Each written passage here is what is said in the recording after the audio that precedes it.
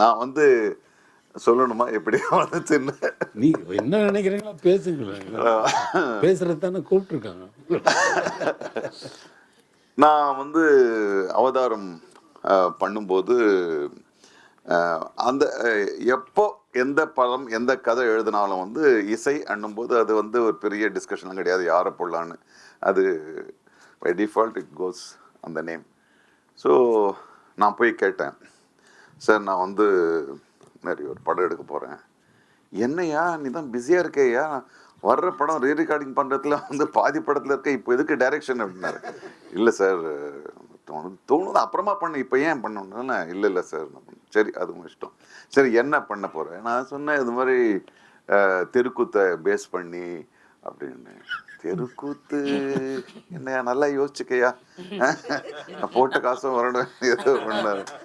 இல்லை சார் சரி அது ஒரு ஒரு மறைமுகமாக உண்மையாகவே இப்போ வந்து இந்த மாதிரி சப்ஜெக்ட் வேணான்ற மாதிரி சொன்னார், எனக்கும் சேர்த்து அவருக்குமா இதில்.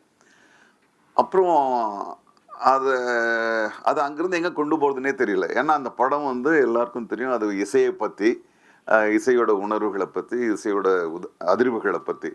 ஸோ அப்போ நான் என்ன பண்ணேன், இப்போ சரி வேறு யாருன்னா பார்த்துக்கலாம், படம் முடித்து டப்பிங் முடித்து எஃபெக்ட்ஸ் எல்லாம் சேர்த்துட்டு, சார் ஒரு தடவை ஒரு 2 மணி நேரம் எனக்காக பாருங்கள் அப்படின்னு. 2 மணி நேரம் அப்போது I was very busy, everybody knows I was very busy. 2 மணி நேரம் வந்து படம் பார்த்தாரு. பார்த்துட்டு முடித்த உடனே நல்லா இருக்குது, நல்லா இல்லை, மடையா இல்லை, சூப்பர், நல்லா பண்ணு, எதுவுமே இல்லை, வீட்டுக்கு வாடினார்.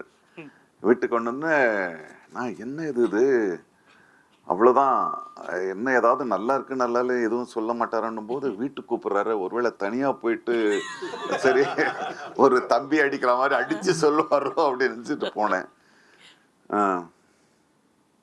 நல்லா பண்ணியிருக்கையா, சரி நாளைக்கே ரெக்கார்டிங் வச்சு போனாரு. சார் ரெக்கார்டிங் சார், என் ப்ரொடியூசர் கிடையாது, கையில் பணம் கிடையாது, டேட்ஸ் கிடையாது, பாட்டு தானேயா அதை நான் பார்த்துக்கிறேன் விடு அப்படின்னாரு.